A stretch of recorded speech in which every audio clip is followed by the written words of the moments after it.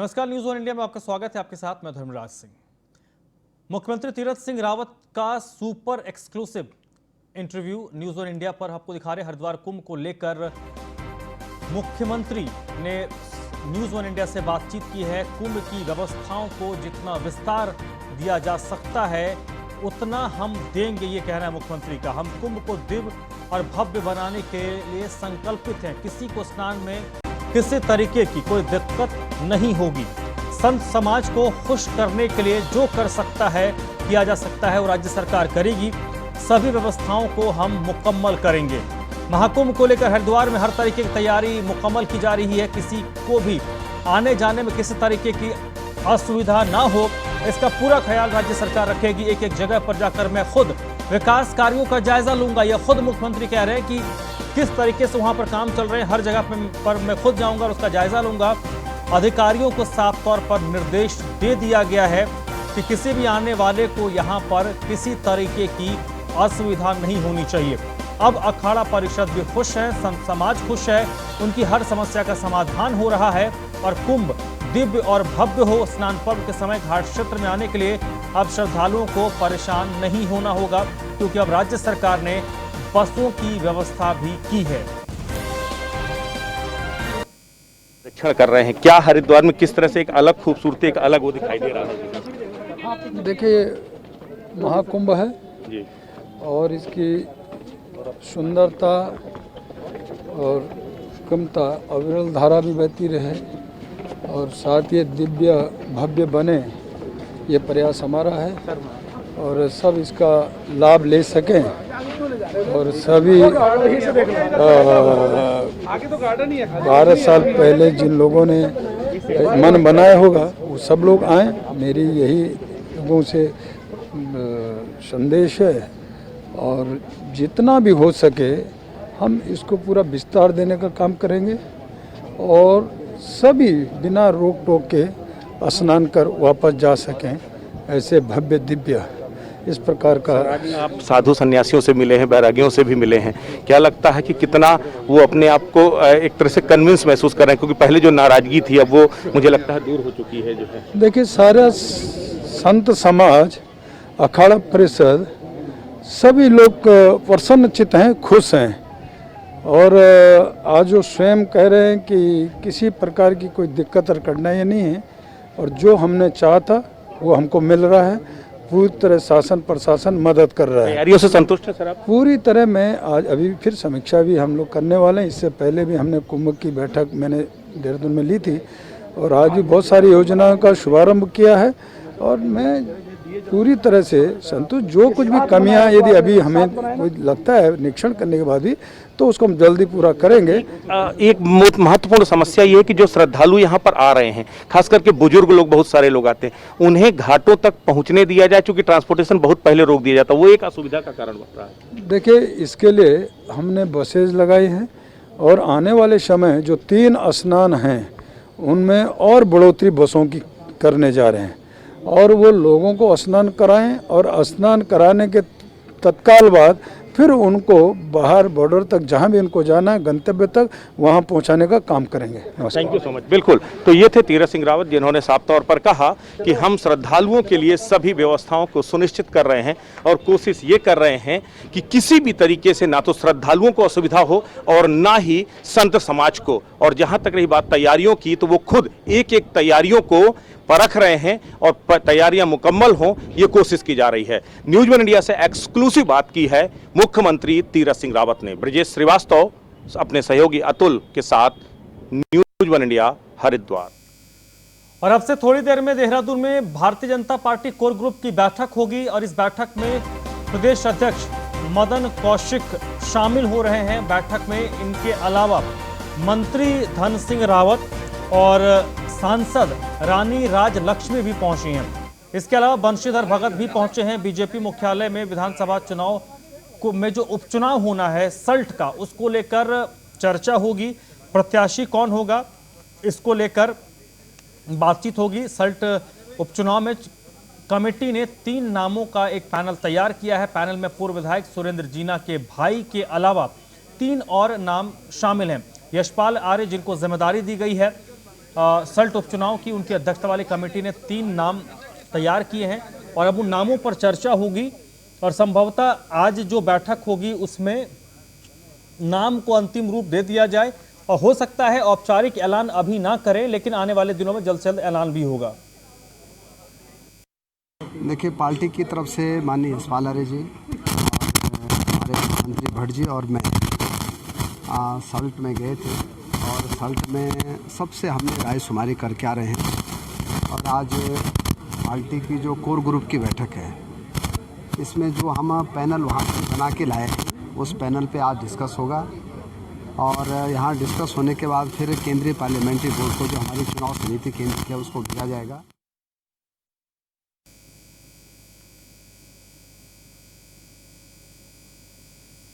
और एक एक्सक्लूसिव तस्वीर आपको दिखा रहे हैं देहरादून में जो बीजेपी कोर ग्रुप की बैठक हो रही है, उस बैठक की तस्वीर है और जिसमें तमाम आप देख पा रहे होंगे सांसद मौजूद हैं, पूर्व मुख्यमंत्री विजय बहुगुणा नजर आ रहे हैं, बंशीधर भगत हैं और प्रदेश अध्यक्ष भी वहां पर मौजूद हैं।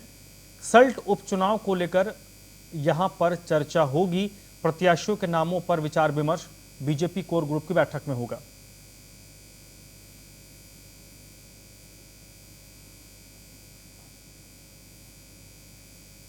तो एक्सक्लूसिव तस्वीर आपको दिखा रहे हैं न्यूज़ 1 इंडिया पर।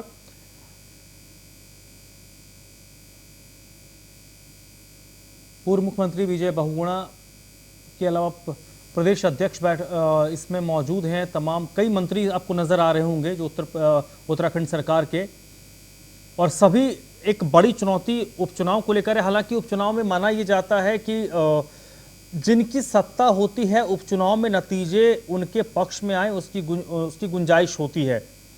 और यहाँ पर क्योंकि जो सुरेंद्र जीना है उनका देहांत हुआ है, तो एक सहानुभूति अगर उनके परिवार से कोई उम्मीदवार होता है तो एक सहानुभूति भी मतदाताओं में होती है, तो उसको लेकर भी चर्चा होगी। 3 नामों का एक पैनल बनाया गया है। यशपाल आर्य जो उत्तराखंड सरकार में मंत्री हैं और जिनको प्रभार दिया गया है उपचुनाव का, और ये बैठक शुरू हो गई है। जब सब पहुंच रहे थे इस बैठक में, उस दौरान की तस्वीर आप देख रहे हैं, एक्सक्लूसिव तस्वीर है ये। तमाम जो बड़े नेता उत्तराखंड के हैं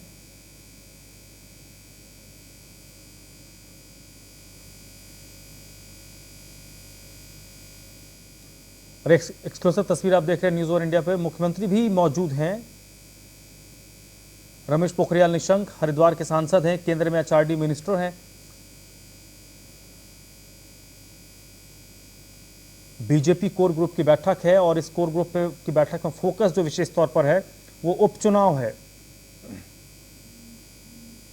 कि उपचुनाव में किस तरीके से विजय हासिल किया, क्योंकि उपचुनाव को एक चुनावी साल है, उसके कुछ महीनों पहले उपचुनाव हो रहे हैं। तो ये उपचुनाव इसलिए महत्वपूर्ण हो जाता है कि भारतीय जनता पार्टी को लेकर किस तरीके का लोगों में जनता के बीच रुझान है वो भी बहुत हद तक क्लियर हो जाएगा। हालांकि बीजेपी के लिए यहाँ पर कुछ फायदे भी ज़रूर हैं इस उपचुनाव में, लेकिन फिर भी भारतीय जनता पार्टी कहीं से भी इस चुनाव को हल्के में लेने के मूड में नहीं है। भारतीय जनता पार्टी की कोशिश यही होती है कि चुनाव कोई भी हो और इनके जो बड़े नेता हैं, राष्ट्रीय अध्यक्ष JP नड्डा हों या फिर पूर्व अध्यक्ष अमित शाह हों, सभी का कहना है कि जो सभी ये मानते हैं कि चुनाव छोटा हो या बड़ा हो फर्क नहीं पड़ता। भारतीय जनता पार्टी जब चुनाव में जाती है तो पूरे दमखम के साथ और जोश के साथ जाती है। तो एक कोर ग्रुप की बैठक भी कुछ उसी और इशारा कर रही है कि इस उपचुनाव को भारतीय जनता पार्टी हल्के में नहीं ले रही है। ये न्यूज़ 1 इंडिया पर आपको हम एक्सक्लूसिव तस्वीरें दिखा रहे हैं। बैठक शुरू हो चुकी है, तमाम सांसद जो उत्तराखंड के हैं वो मौजूद हैं। उसके अलावा राज्य सरकार के कई मंत्री इस बैठक में आपको नजर आ रहे होंगे।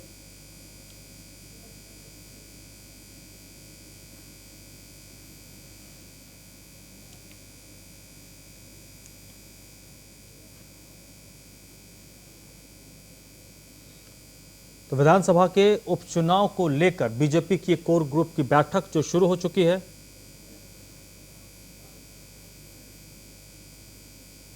देखिए, पार्टी की तरफ से माननीय यशपाल आर्य जी और हमारे मंत्री भट्ट जी और मैं सल्ट में गए थे और सल्ट में सबसे हमने राय शुमारी करके आ रहे हैं।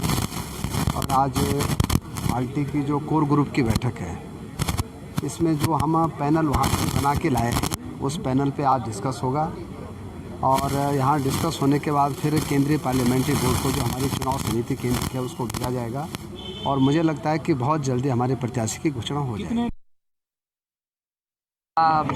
भारतीय जनता पार्टी आपको तो मालूम है कि इस प्रदेश में सबसे बड़ी ताकत है। गांव-गांव और घर-घर तक भारतीय जनता पार्टी है। भारतीय जनता पार्टी का जो कार्यकर्ता है उसकी जो ताकत है निश्चित रूप में आपको तो मालूम है कि 56 सीटें हमने जीती हैं। निश्चित रूप में जो सल्ट का जो ये उपचुनाव दुर्भाग्यपूर्ण हमारे सामने आया था कि हमारे बहुत ही जुझारू और प्रतिभाशाली एक युवा को हमने खोया प्रदेश ने। वहाँ पर इससे उपचुनाव हो रहा है, उस सीट को हम जीतेंगे और आप सबको मालूम है कि 2022 का चुनाव भी हम तो आपने पहले धन सिंह रावत को सुना और उसके बाद रमेश पोखरियाल निशंक जो हरिद्वार के सांसद के साथ साथ केंद्र में मंत्री भी हैं। भारतीय जनता पार्टी पूरी गंभीरता से इस चुनाव को ले रही है और धन सिंह रावत ने जो बात कही है कि 3 नामों का जो पैनल है उस पर चर्चा होगी और यहां से नाम फाइनल करने के बाद सेंटर को भेजा जाएगा और सेंटर से मुहर लगने के बाद फिर उस नाम का ऐलान होगा। काशीपुर में गौ तस्करों पर पुलिस ने कार्रवाई की है। 1.5 क्विंटल गौमांस के साथ 2 तस्कर को गिरफ्तार किया गया। एक आरोपी मौके से फरार हो गया है। अब पुलिस उसकी तलाश कर रही है। लंबे समय से यहां पर गौ मांस की तस्करी का कारोबार चल रहा था।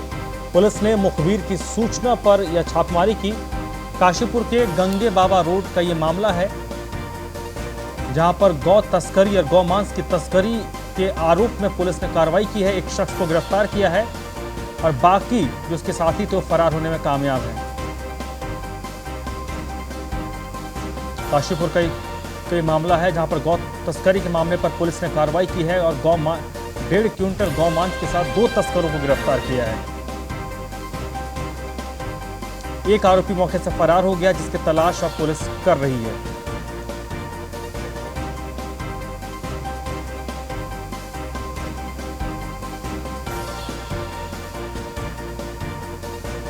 तो काशीपुर पुलिस ने गौ तस्करी और गौ मांस की तस्करी के खिलाफ एक कार्रवाई करते हुए 1.5 क्विंटल गौ मांस के साथ 2 आरोपियों को गिरफ्तार किया है।